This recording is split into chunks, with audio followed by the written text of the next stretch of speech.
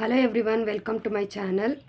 ಇವತ್ತು important concept KCET ಮತ್ತು UGC ನೆಟ್ಗೆ ಯೂಸ್ಫುಲ್ ಆಗುವಂಥ ಇಂಪಾರ್ಟೆಂಟ್ ಕಾನ್ಸೆಪ್ಟನ್ನ ಮಾಡ್ತಾಯಿದ್ದೀನಿ. ಯಾವುದರಲ್ಲಿ ಅಂದರೆ ಇಂಟರ್ನ್ಯಾಷನಲ್ ಬಿಸ್ನೆಸ್ನಲ್ಲಿ. ಟಾಪಿಕ್ ಬಂದುಬಿಟ್ಟು international trade theories.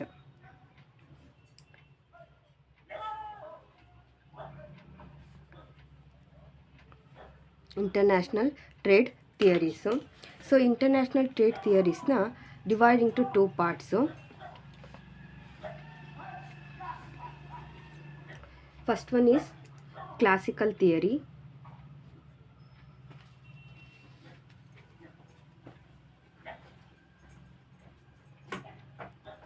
Second one is modern theories.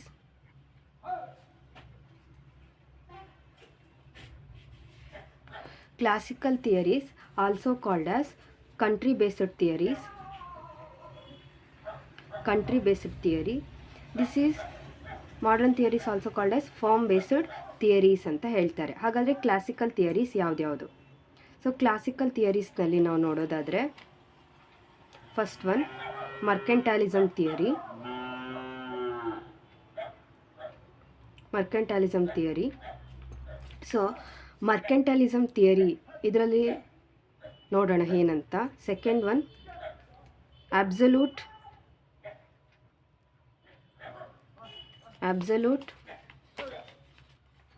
Advantage theory.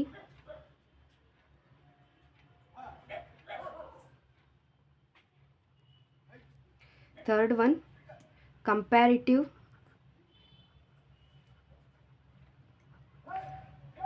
advantage theory.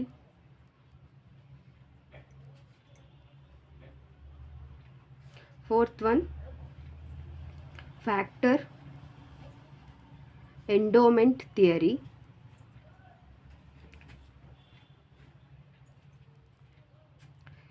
These are all the 4 theories coming under the classical theory. This theory also called as country based theory ಅಂತ ಹೇಳ್ತಾರೆ friends.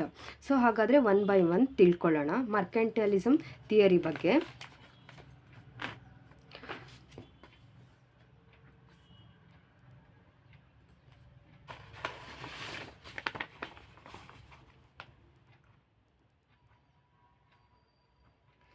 Okay, mercantilism theory. This is the first theory of the classical ಥಿಯರಿನಲ್ಲಿ ನಾವು ನೋಡ್ತೀವಿ. ಈ theory ಯಾವ year century ಅಂದರೆ 16th century. So ಈ theory ಬಗ್ಗೆ ಗಿವನ್ ಹೇಳಿರೋದು ಯಾರು ಅಂತ ಹೇಳಿದ್ರೆ ಥಾಮಸ್ ಮನ್ ಅವರು. ಯಾವಾಗ ಅಂದರೆ 1613ನಲ್ಲಿ ಈ ಥಿಯರಿಯನ್ನು ಅವರು ಕೊಟ್ಟಿದ್ದಾರೆ ನಮಗೆ. ಈ ಥಿಯರಿ ಹಾಗಾದರೆ ಏನು ಹೇಳುತ್ತೆ, ಇವರು ಏನು ಹೇಳ್ತಿದ್ದಾರೆ ಅಂದರೆ, ನೀವು ಕಂಟ್ರಿನಲ್ಲಿ ಪ್ರೊಡಕ್ಷನ್ ಮಾಡ್ತೀರಾ ಕರೆಕ್ಟು, ನೀವು ಜಾಸ್ತಿ ಎಕ್ಸ್ಪೋರ್ಟ್ ಮಾಡಿ ಇಂಪೋರ್ಟ್ನ ಕಡಿಮೆ ಮಾಡಿ ಅಂತ ಹೇಳ್ತಾ ಹೋಗುತ್ತೆ ಈ ಥಿಯರಿನಲ್ಲಿ. ಅಂದರೆ ಎನ್ಕರೇಜ್ ಮಾಡ್ತಾಯಿದೆ. ಏನಕ್ಕೆ? ಎಕ್ಸ್ಪೋರ್ಟ್ಗೆ ಎನ್ಕರೇಜ್ ಮಾಡ್ತಾಯಿದೆ ಅಥವಾ ಪ್ರಮೋಟ್ ಮಾಡ್ತಾಯಿದೆ. ಯಾವುದಕ್ಕೆ? ಎಕ್ಸ್ಪೋರ್ಟ್ಗೆ. ಆದರೆ ಅದೇ ಇಂಪೋರ್ಟ್ಗೆ ಈ ಥಿಯರಿನಲ್ಲಿ ಡಿಸ್ಕರೇಜ್ ಮಾಡ್ತಾಯಿದ್ದಾರೆ. ಅದ್ರ ಜೊತೆಯಲ್ಲಿ ಈ ಥಿಯರಿನಲ್ಲಿ ನಾವು ನೋಡೋದಾದರೆ ಇಂಪೋರ್ಟ್ ಮಾಡ್ತಾ ಇದ್ದಾರೆ ಅಂದರೆ ಡಿಸ್ಕರೇಜ್ ಮಾಡ್ತಾ ಇದ್ದಾರೆ. ಮೇಜರಾಗಿ ಕಾನ್ಸಂಟ್ರೇಷನ್ ಮಾಡೋದು ಎಕ್ಸ್ಪೋರ್ಟ್ ಮಾಡ್ತಾ ಜಾಸ್ತಿ ವೆಲ್ತನ್ನು ಇನ್ಕ್ರೀಸ್ ಮಾಡ್ಕೊಳ್ಳಿ. ಈ ವೆಲ್ತನ್ನು ನೇಷನಲ್ಲಿ ಯಾವ ರೀತಿ ಇನ್ಕ್ರೀಸ್ ಮಾಡ್ಕೊಳ್ಳಿ ಅಂತ ಹೇಳ್ತಿದ್ದಾರೆ ಅಂದರೆ, in the form of precious metals, gold ಮತ್ತು ಸಿಲ್ವರ್ ರೂಪದಲ್ಲಿ ನೀವು ವೆಲ್ತ್ ಆಫ್ ದಿ ನೇಷನ್ನ ಇನ್ಕ್ರೀಸ್ ಮಾಡ್ಕೊಳ್ಳಿ ಅಂತ ಹೇಳ್ತಿರೋದು ಯಾವುದಾಗಿರುತ್ತೆ ಅಂದರೆ ಮರ್ಕೆಂಟೈಲಿಸಮ್ ಥಿಯರಿ ಆಗಿರುತ್ತೆ. Second one theory. Okay, once again I repeat, mercantilism theory 16th century 1613ನಲ್ಲಿ ಥಾಮಸ್ ಮನ್ ಅವರು ಗಿವನ್ ಮಾಡಿದ್ದಾರೆ. ಇದರಲ್ಲಿ ಏನು ಹೇಳ್ತಿದ್ದಾರೆ ಅಂದರೆ, ಎನ್ಕರೇಜ್ ಅಥವಾ ಪ್ರಮೋಟ್ ಮಾಡಿ ಎಕ್ಸ್ಪೋರ್ಟ್ಗೆ, ಡಿಸ್ಕರೇಜ್ ಮಾಡಿ ಇಂಪೋರ್ಟ್ಗೆ. ಇಂಪೋರ್ಟ್ಗಿಂತನೂ export more than the import ಅನ್ನೋ ಕಾನ್ಸೆಪ್ಟನ್ನ ಹೇಳ್ತಾ ಇರೋದು. Export more than the import ಇದನ್ನು ಹೇಳ್ತಾ ಇದ್ದಾರೆ. ಎಲ್ಲಿ ಅಂದರೆ ಮರ್ಕೆಂಟೈಲಿಸಮ್ ಥಿಯರಿನಲ್ಲಿ. Next second one absolute advantage theory.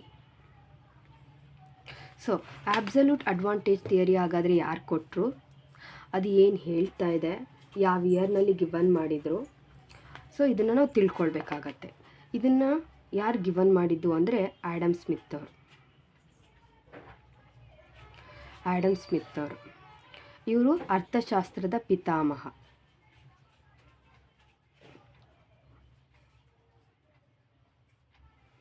ಅರ್ಥಶಾಸ್ತ್ರ ಪಿತಾಮಹ ಆದಂತಹ ಆ್ಯಡಮ್ ಸ್ಮಿತ್ ಅವರು ಗಿವನ್ ಮಾಡಿದ್ದಾರೆ ಅದನ್ನು, ಅಬ್ಸಲ್ಯೂಟ್ ಅಡ್ವಾಂಟೇಜ್ ಥಿಯರಿಯನ್ನು.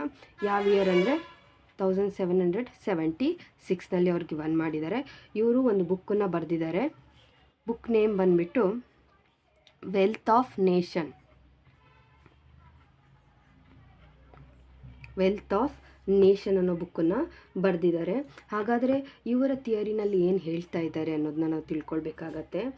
ನೀವು ಏನು ಮಾಡಿ, ಪ್ರೊಡ್ಯೂಸ್ ಮಾಡಿ ಮತ್ತು ಎಕ್ಸ್ಪೋರ್ಟ್ ಮಾಡಿ, ಆದರೆ ನಿಮ್ಮ ಪ್ರೊಡ್ಯೂಸಿಂಗ್ ಯಾವುದ್ರ ಮೇಲೆ ಇರಬೇಕು ಅಂದರೆ ಯಾವುದರಲ್ಲಿ ನೀವು ಎಕ್ಸ್ಪರ್ಟ್ ಇರ್ತೀರಾ, ಯಾವುದರಲ್ಲಿ ನೀವು ಎಕ್ಸ್ಪರ್ಟೈಸ್ ಆಗಿರ್ತೀರಾ, ಸ್ಪೆಷಲೈಸೇಷನ್ ಯಾವುದಿರುತ್ತೆ ಅಂಥ ಗೂಡ್ಸನ್ನು ನೀವು ಯಾವುದರಲ್ಲಿ ನೀವು ಮೋರ್ ಎಫಿಷಿಯೆಂಟ್ಲಿ ಅದರ್ ಕಂಟ್ರಿಗೆ ಹೋಲಿಸ್ಕೊಂಡ್ರೆ ಎಫಿಷಿಯೆಂಟ್ಲಿ ಪ್ರೊಡ್ಯೂಸ್ ಮಾಡ್ತೀರಾ ಅಂಥ ಗೂಡ್ಸನ್ನು ನೀವೇನು ಮಾಡಿ ಪ್ರೊಡ್ಯೂಸ್ ಮಾಡಿ. Ability to produce the more efficiently product than other nation ಅಂಥ ಗೂಡ್ಸನ್ನು ನೀವೇನು ಮಾಡಿ ಪ್ರೊಡಕ್ಷನ್ ಮಾಡಿ, ಅಂಥ ಗೂಡ್ಸನ್ನು ಎಕ್ಸ್ಪೋರ್ಟ್ ಮಾಡಿ ಅಂತ ಹೇಳ್ತಾ ಇರೋದು ಯಾವುದು ಅಂದರೆ ಅಬ್ಸಲ್ಯೂಟ್ ಅಡ್ವಾಂಟೇಜ್ ಥಿಯರಿನಲ್ಲಿ ಹೇಳ್ತಾ ಇದ್ದಾರೆ. ಸೊ ಇಲ್ಲೂ ಕೂಡ ವೆಲ್ತ್ ಆಫ್ ದಿ ನೇಷನ್ ಬಗ್ಗೆನೇ, ಅವರು ವೆಲ್ತ್ ಬಗ್ಗೆನೇ ಯೋಚನೆ ಮಾಡ್ತಾರೆ, but in the form of gold ಮತ್ತು ಸಿಲ್ವರ್ ಅಲ್ಲ. ಇಲ್ಲಿ ಗೂಡ್ಸನ್ನು ಯಾವುದ್ರಲ್ಲಿ ನೀವು ಎಫಿಷಿಯೆಂಟ್ಲಿ ಪ್ರೊಡಕ್ಷನ್ ಮಾಡ್ತೀರಾ ಅಂಥ ಗೂಡ್ಸನ್ನು ನೀವೇನು ಮಾಡಬೇಕು, ಪ್ರೊಡ್ಯೂಸನ್ನು ಮಾಡಬೇಕು ಅಂತ ಹೇಳ್ತಾ ಇದ್ದಾರೆ. ಅಂದರೆ produce more efficiently and effectively than another country, any other country ಅನ್ನೋದ್ರ ಬಗ್ಗೆ ಕಾನ್ಸಂಟ್ರೇಷನ್ ಮಾಡ್ತಾ ಇರೋದು ಯಾವುದು ಅಂದರೆ ಅಬ್ಸಲ್ಯೂಟ್ ಅಡ್ವಾಂಟೇಜ್ ಥಿಯರಿ. ಸೊ ಇಲ್ಲಿ ಫಾರ್ ಎಕ್ಸಾಂಪಲ್ ತಗೊಳ್ಳೋದಾದರೆ USA ಇದೆ ಮತ್ತು ಇಂಡಿಯಾ ಇದೆ, ಓಕೆನಾ. ಇದರಲ್ಲಿ USA ಇವಾಗ ಫಾರ್ ಎಕ್ಸಾಂಪಲ್ ರೈಸ್ ತಗೊಳ್ಳೋಣ. USA ಇಲ್ಲಿ ನಾವು ಅವರು ಇಲ್ಲಿ ಲೇಬರ್ ಎಷ್ಟು ಲೇಬರ್ಸ್ನ ಯೂಸ್ ಮಾಡ್ತೀವಿ, ಎಷ್ಟು ಕಾಸ್ಟನ್ನ ಯೂಸ್ ಮಾಡ್ತೀವಿ, ಟೈಮ್ ಎಷ್ಟು ತೊಗೊಳ್ತೀವಿ ಅನ್ನೋದ್ರ ಬೇಸಿಸ್ ಮೇಲೆ. ಈಗ ಫಾರ್ ಎಕ್ಸಾಂಪಲ್ 1 ಅವರ್ಗೆ USA ರೈಸ್ ಬೇಡ, ಟೀ ಅಂತ ತಗೊಳ್ಳೋಣ. ಟೀ 1 ಅವರ್ನಲ್ಲಿ USA ಎಕ್ಸಾಂಪಲ್ ಆಗಿ ತೊಗೊಳ್ತಿದ್ದೀನಿ ಅಷ್ಟೇ. ಏನು 100 ಟನ್ನನ್ನು ಅವ್ರು ಏನು ಮಾಡ್ತಿದ್ದಾರೆ, ಪ್ರೊಡ್ಯೂಸನ್ನು ಮಾಡ್ತಾ ಇದ್ದಾರೆ. ಅದೇ ಇಂಡಿಯಾದಲ್ಲಿ 200 ಟನ್ ಅಂತ ತಗೊಳ್ಳೋಣ. ಅದೇ ನೆಕ್ಸ್ಟ್ ಪೆನ್ನನ್ನು ಇವರು 20ನ ಪ್ರೊಡ್ಯೂಸ್ ಮಾಡ್ತಿರೋ 1 ಅವರಲ್ಲಿ, ಇಂಡಿಯಾದಲ್ಲಿ 10ನ್ನು ಪ್ರೊಡ್ಯೂಸ್ ಮಾಡ್ತಿದ್ದಾರೆ. ಅಲ್ಲಿಗೆ ಯಾರು ಯಾವುದರಲ್ಲಿ ಪ್ರೊಫಿಷಿಯೆಂಟ್ಲಿ ಇದ್ದಾರೆ, ಯಾರು ಎಷ್ಟು ಟೈಮಲ್ಲಿ ಎಷ್ಟು ಬೇಗ ಜಾಸ್ತಿ ಗುಡ್ಸನ್ನು ಪ್ರೊಡ್ಯೂಸ್ ಮಾಡ್ತಾರೆ ಅಂದರೆ ಇಂಡಿಯಾ 200 ಟನ್ನು, ಅದೇ USA 20 ಪೆನ್.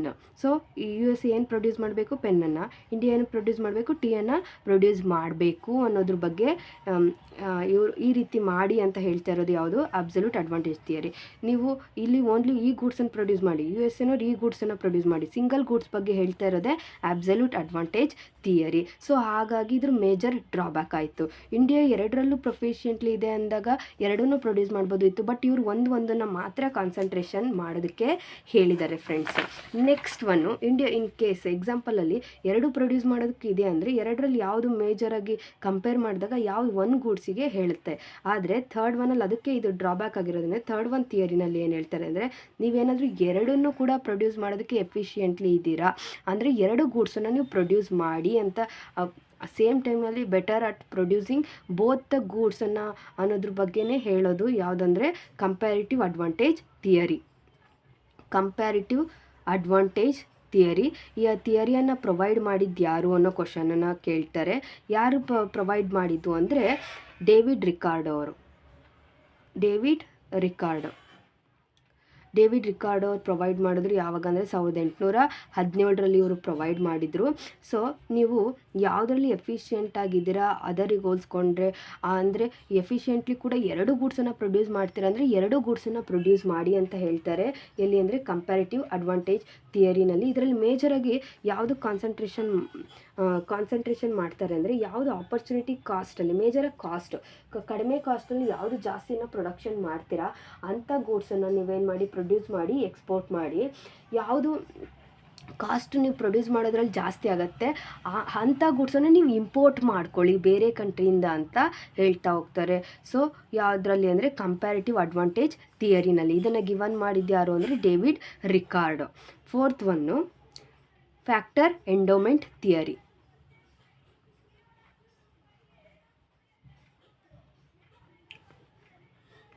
ಫ್ಯಾಕ್ಟರ್ ಎಂಡೋಮೆಂಟ್ ಥಿಯರಿಯನ್ನು ಯಾರು ಗಿವನ್ ಮಾಡಿದ್ದಾರೆ ಅಂದರೆ ಎಲಿ ಎಕ್ಸ್ಚರ್ ಆ್ಯಂಡ್ ಬರ್ಟೈಲ್ ಹಾಯ್ಲಿನ್ ಅವರು ಗಿವನ್ ಮಾಡಿದ್ದಾರೆ. ಯಾವಾಗ ಅಂದರೆ 1933ನಲ್ಲಿ ಎಲಿ ಎಕ್ಸ್ಚರ್ ಆ್ಯಂಡ್ ಬರ್ಟೈಲ್ ಹಾಯ್ಲಿನ್ ಅವರು ನಮಗೆ ಪ್ರೊವೈಡ್ ಮಾಡಿದ್ದಾರೆ. 1933ನಲ್ಲಿ ಪ್ರೊವೈಡ್ ಮಾಡಿದ್ದಾರೆ.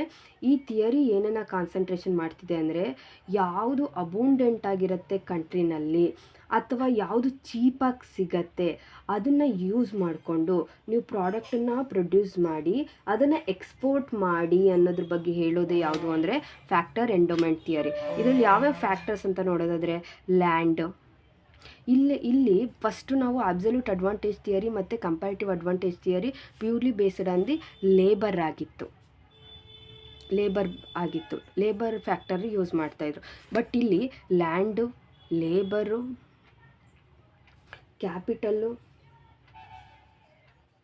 ಮತ್ತು ಟೆಕ್ನಾಲಜಿ, ಈ ಎಲ್ಲ ಫ್ಯಾಕ್ಟರ್ನ ಕೂಡ ಇಲ್ಲಿ ಕಾನ್ಸಂಟ್ರೇಷನ್ನ ಮಾಡುತ್ತೆ. ಯಾವುದರಲ್ಲಿ ಅಂದರೆ ಫ್ಯಾಕ್ಟರ್ ಎಂಡೋಮೆಂಟ್ ಥಿಯರಿನಲ್ಲಿ. ಈ ಥಿಯರಿನ 2Q ಥಿಯರಿ ಅಂತ ಕೂಡ, 2 ಕ್ಯೂಬ್ ಥಿಯರಿ ಅಂತ ಕೂಡ ಹೇಳ್ತಾರೆ ಫ್ರೆಂಡ್ಸ್. 2Q ಥಿಯರಿ ಅಂದರೆ land and labour relation, labour and capital relation,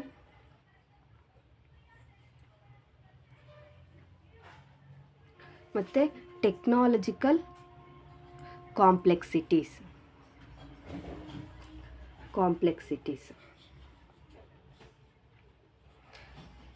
ಇದಿಷ್ಟನ್ನು ಕಾನ್ಸಂಟ್ರೇಷನ್ ಮಾಡುತ್ತೆ.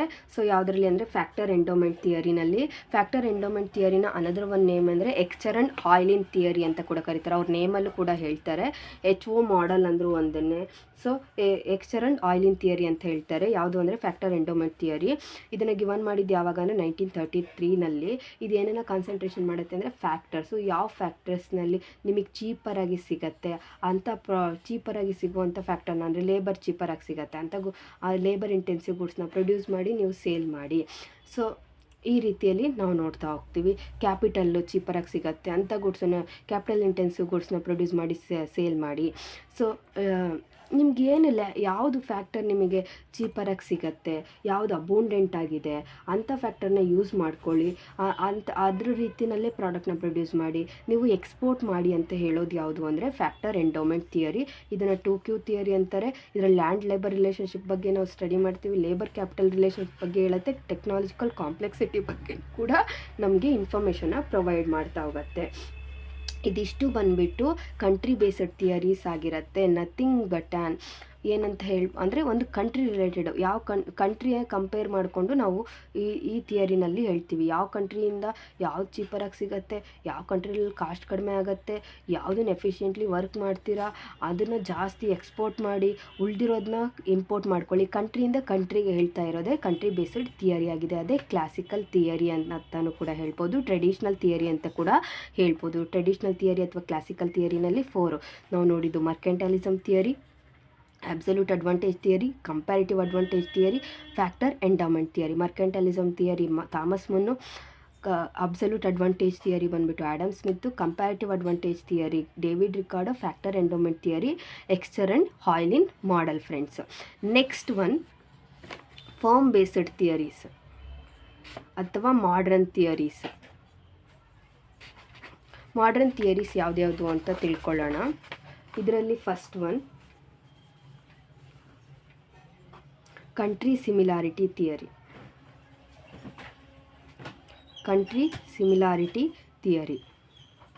ಕಂಟ್ರಿ ಸಿಮಿಲಾರಿಟಿ ಥಿಯರಿ ನಮಗೆ ಕೇಳೋದಾದರೆ ಆಲ್ಮೋಸ್ಟ್ ನಮಗೆ ಫಸ್ಟ್ ಒನ್ನಲ್ಲೇ ಕೇಳ್ತಾರೆ. ಫಸ್ಟು ಇದರಲ್ಲಿ ಓನ್ಲಿ ಈ ಫಾರ್ಮ್ ಬೇಸ್ಡ್ ಥಿಯರಿನಲ್ಲಿ ಅವ್ರು ಆಲ್ಮೋಸ್ಟ್ ಅಲ್ಲಿ ಕೇಳಿರೋದು ಏನಂದರೆ ಅಂದರೆ ಆಥರ್ ಯಾರು ಪ್ರೊವೈಡ್ ಮಾಡಿದ್ದಾರೆ ಅಂತ ಕೇಳ್ತಾರೆ.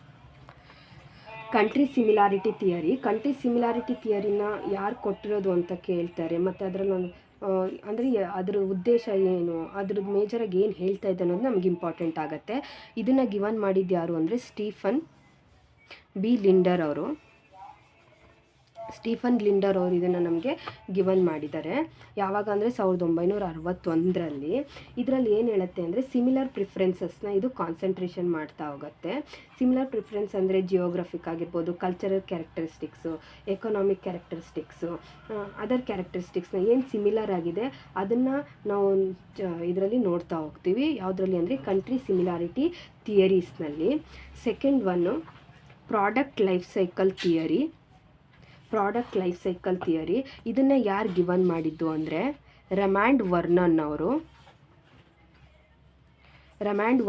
ಪ್ರೊವೈಡ್ ಮಾಡಿದ್ದಾರೆ. ಯಾವಾಗ ಅಂದರೆ 1960ನಲ್ಲಿ ರಮ್ಯಾಂಡ್ ವರ್ನನ್ ಅವರು ಪ್ರೊವೈಡ್ ಮಾಡಿದ್ರು. ಸೊ ಇದರಲ್ಲಿ ನಾವು ನೋಡೋದಾದರೆ ಇದರಲ್ಲಿ ನಾವು ನೋಡೋದಾದರೆ ಏನಿರುತ್ತೆ ಅಂದರೆ ಪ್ರಾಡಕ್ಟ್ ಲೈಫ್ ಬಗ್ಗೆ ಇರುತ್ತೆ. ಪ್ರಾಡಕ್ಟ್ ಲೈಫ್ ಸೈಕಲ್ ಥಿಯರಿ ಇಂಟ್ರೊಡಕ್ಷನ್ನು, ಒಂದು ನ್ಯೂ ಪ್ರಾಡಕ್ಟ್ನ ಇಂಟ್ರೊಡ್ಯೂಸ್ ಮಾಡ್ತಾ ಇದ್ದೀವಿ ಅಂದರೆ ಹೊಸ ಪ್ರಾಡಕ್ಟು ಇಂಟ್ರೊಡಕ್ಷನ್ ಸ್ಟೇಜ್ನಲ್ಲಿ ಯಾವ ರೀತಿ ಅದು ಇರುತ್ತೆ. ಸೊ ನ್ಯೂ ಪ್ರಾಡಕ್ಟ್ ರಿಲೇಟೆಡ್ ಆಗಿ ಅದರ ಏನು ಪ್ರಾಡಕ್ಟ್ ಲೈಫ್ ಸೈಕಲ್ ರಿಲೇಟೆಡ್ ಆಗಿರುವಂಥ ಥಿಯರಿ. ಇಂಟ್ರೊಡಕ್ಷನ್ ಸ್ಟೇಜಲ್ಲಿ ಯಾವ ರೀತಿ ಇರುತ್ತೆ, ಗ್ರೋತ್ ಸ್ಟೇಜ್ನಲ್ಲಿ ಅದರ ಟ್ರೇಡಿಂಗ್ ಯಾವ ರೀತಿ ಇರುತ್ತೆ, ಮೆಚುರಿಟಿ ಸ್ಟೇಜ್ನಲ್ಲಿ ಅದರ ಟ್ರೇಡಿಂಗ್ ಯಾವ ರೀತಿ ಇರುತ್ತೆ, ಡಿಕ್ಲೈನ್ ಸ್ಟೇಜ್ನಲ್ಲಿ ಅದರ ಟ್ರೇಡಿಂಗ್ ಯಾವ ರೀತಿ ಇರುತ್ತೆ ಅನ್ನೋದನ್ನ ಎಕ್ಸ್ಪ್ಲೈನ್ ಮಾಡೋದು ಯಾವುದಾಗಿರುತ್ತೆ ಅಂದರೆ ಪ್ರಾಡಕ್ಟ್ ಲೈಫ್ ಸೈಕಲ್ ಥಿಯರಿ. ಇದನ್ನು ಪ್ರೊವೈಡ್ ಮಾಡಿರೋದು ಯಾರು ಅಂದರೆ ರಮ್ಯಾಂಡ್ ವರ್ನನ್ ಅವರು. ಫಾರ್ ಎಕ್ಸಾಂಪಲ್ ಆಗಿ ನೋಡಿದ್ರೆ ಇಂಟ್ರೊಡಕ್ಷನ್ ಸ್ಟೇಜ್ನಲ್ಲಿ ನಮಗೆ ಜಾಸ್ತಿ ಕಾಸ್ಟ್ ಅರೈಸ್ ಆಗ್ತಾ ಇರುತ್ತೆ. ನೋ ಇನ್ಕಮ್ಮೇ ಇರಲ್ಲ, ಇಲ್ಲಿ ಝೀರೋ ಇನ್ಕಮ್ ಇರುತ್ತೆ ಅಥವಾ ಸ್ವಲ್ಪ ಮಿನಿಮಮ್ ಇನ್ಕಮ್ ಇರುತ್ತೆ ಅಷ್ಟೇ. ಬಟ್ ಗ್ರೋತ್ ಸ್ಟೇಜ್ನಲ್ಲಿ ಸ್ವಲ್ಪ ಇನ್ಕಮ್ ಅರ್ನಿಂಗ್ ಆಗ್ತಾ ಇರುತ್ತೆ, ಸ್ವಲ್ಪ ಇನ್ಕ್ರೀಸ್ ಆಗಿರುತ್ತೆ ಇನ್ಕಮ್ನಲ್ಲಿ. ಸೊ ಇನ್ಕಮ್ನಲ್ಲಿ ಇನ್ಕ್ರೀಸ್ ಆಗುತ್ತೆ. ಮೆಚುರಿಟಿ ಸ್ಟೇಜ್ನಲ್ಲಿ ನಾವು ಪ್ರಾಫಿಟ್ನಲ್ಲಿ ಹೈಯೆಸ್ಟ್ ಪ್ರಾಫಿಟ್ನಲ್ಲಿ ಇರ್ತೀವಿ, ಡಿಕ್ಲೈನ್ ಸ್ಟೇಜಲ್ಲಿ ನಾವು ಲಾಸ್ಟ್ ಪೊಸಿಷನಲ್ಲಿ ಇರ್ತೀವಿ. ಈ ರೀತಿ ನಮಗೆ ಟ್ರೇಡಿಂಗ್ ಯಾವ ರೀತಿ ಇರುತ್ತೆ. ಇಂಟ್ರೊಡಕ್ಷನ್ ಸ್ಟೇಜಲ್ಲಿ ಪ್ರಾಡಕ್ಟಿನ ಬಗ್ಗೆ ಜನರಿಗೆ ಅಷ್ಟು ಅವೇರ್ನೆಸ್ ಇರಲ್ಲ, ನಾವು ಜಾಸ್ತಿ ಎಕ್ಸ್ಪೆನ್ಸಸ್ ಮಾಡ್ತಾ ಇರ್ತೀವಿ, ಜಾಸ್ತಿ ಪ್ರಮೋಟಿಂಗ್ ಆ್ಯಕ್ಟಿವಿಟಿ. ಗ್ರೋತ್ ಸ್ಟೇಜ್ನಲ್ಲಿ ಆಲ್ರೆಡಿ ಇನ್ಫಾರ್ಮೇಷನ್ ಇರುತ್ತೆ, ಇನ್ನೂ ಡೆವಲಪ್ ಆಗ್ತಾ ಇರ್ತೀವಿ. ಮೆಚುರಿಟಿ ಸ್ಟೇಜಲ್ಲಿ ಎಲ್ರಿಗೂ ಗೊತ್ತಿರುತ್ತೆ, ಕಸ್ಟಮರ್ಸ್ ಬರ್ತಾನೆ ಇರ್ತಾರೆ. ಅದೇ ಡಿಕ್ಲೈನ್ ಸ್ಟೇಜ್ನಲ್ಲಿ ಒಂದು ಪ್ರಾಡಕ್ಟಿಂದ ಇನ್ನೊಂದು ಪ್ರಾಡಕ್ಟಿಗೆ ಆಲ್ರೆಡಿ ಅವರು ಶಿಫ್ಟ್ ಆಗಿರ್ತಾರೆ. ಕಾಂಪಿಟೇಷನ್ ಜಾಸ್ತಿ ಇರುತ್ತೆ, ಇಲ್ಲಿ ಲಾಸ್ ಅರೈಸ್ ಆಗ್ತಾ ಇರುತ್ತೆ. ಈ ರೀತಿಯಲ್ಲಿ ನಾವು ಪ್ರಾಡಕ್ಟ್ ಲೈಫ್ ಸೈಕಲ್ನ ನೋಡ್ತಾ ಹೋಗ್ತೀವಿ. ಎಲ್ಲಿ ಅಂದರೆ ಪ್ರಾಡಕ್ಟ್ ಲೈಫ್ ಸೈಕಲ್ ಥಿಯರಿನಲ್ಲಿ. Next one, third one, global strategic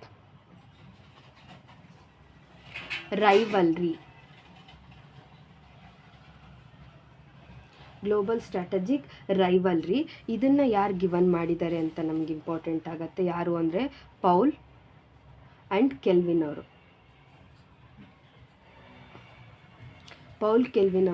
ನಮಗೆ ಗಿವನ್ ಮಾಡಿದ್ದಾರೆ ಯಾವುದು ಗ್ಲೋಬಲ್ ಸ್ಟ್ರಾಟಜಿಕ್ ರೈವಲ್ರಿ ಥಿಯರಿಯನ್ನು. ಇದು ಮೇಜರಾಗಿ ಏನನ್ನು ಎಕ್ಸ್ಪ್ಲೈನ್ ಮಾಡುತ್ತೆ ಅಂದರೆ MNC ರಿಲೇಟೆಡ್ ಆ್ಯಕ್ಟಿವಿಟೀಸ್ನ, MNC ಬಗ್ಗೆ ನಮಗೆ ಇನ್ಫಾರ್ಮೇಷನ್ನ ಪ್ರೊವೈಡ್ ಮಾಡ್ತಾ ಹೋಗುತ್ತೆ. Fourth one competitive advantage theory. ಇದನ್ನು competitive advantage theory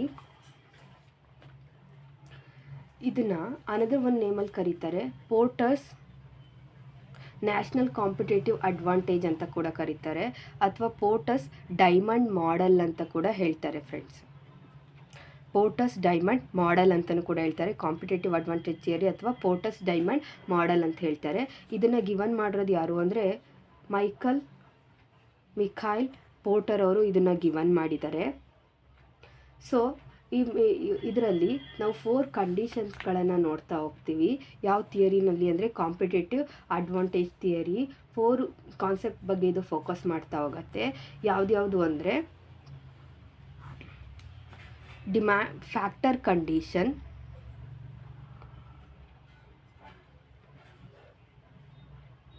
demand condition,